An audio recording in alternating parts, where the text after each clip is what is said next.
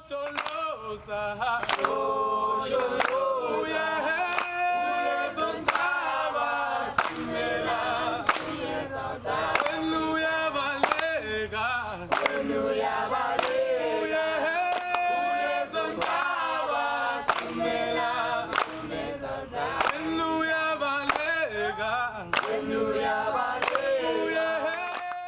mission of the Impacting Lives Foundation, or the IYL Foundation, is to identify exceptional, previously disadvantaged South African university students and transform them into globally minded citizens.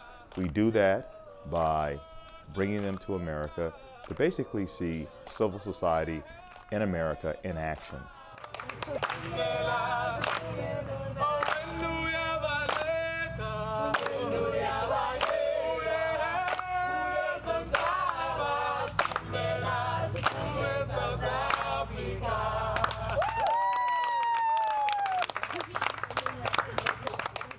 The creation of IYL was really a wonderful experience. I was working at the time at Bristol Myers Squibb in Umhlanga, Swaziland, and I am sitting at my computer working on something for this international AIDS initiative that I'm part of with the company, Corporate Philanthropic Initiative. And I think to myself, you know, travel has meant a lot to me. Being exposed to different cultures and my experience to see the world has made me what I am today. And wouldn't it be neat if kids of color, previously disadvantaged kids in South Africa, could have the same sort of transformational experience? So in very much sort of Jerry Maguire style, I sat down and I wrote what was my personal manifesto. And I said, at the end of the day, I want to impact young lives of people of color in South Africa. And it was my Henry Crown Fellow program that spiraled and spiraled. We did the first essay competition, and my wife, who is a so-called colored South African from just east of Johannesburg, Barbara Howard, and we did the first competition in her high school. They did not believe that they could go to America. And so when we did the first one, they did believe. I think, to me personally, from being South African, it will always make a lasting impact on me, because it will be my way of giving back to my country, and it will be my connection to South Africa. But besides being personal, it will be a way of connecting the US and South Africa. Now, one has to understand the legacy of apartheid. You have a generation of young people who have come through a system that did not encourage them to think out of the box, to think beyond their borders. In fact, for many, survival was simply the name of the game. No running water, no sewage facilities. And yet, the kids were sent to school every day. The odds were so stacked against them, and yet that didn't bother them one bit. They just did it.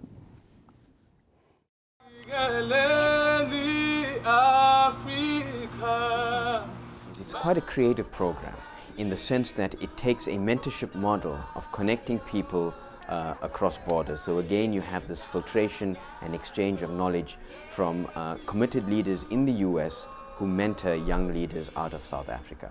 Because we are a small organization, a lot of people will say we will not make a big impact, but I think that's wrong.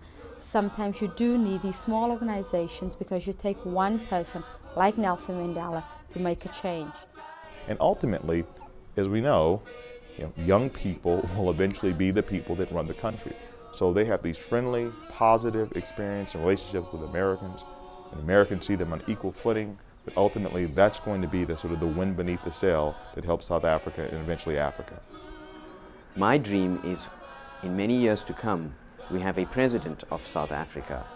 He or she is an IYL fellow, and they look back and say one of the key lessons that they learned was not to pigeonhole themselves, not to believe that because they're African, there are limitations set on what he or she can achieve, but they have a place on the global stage like all other leaders in the world.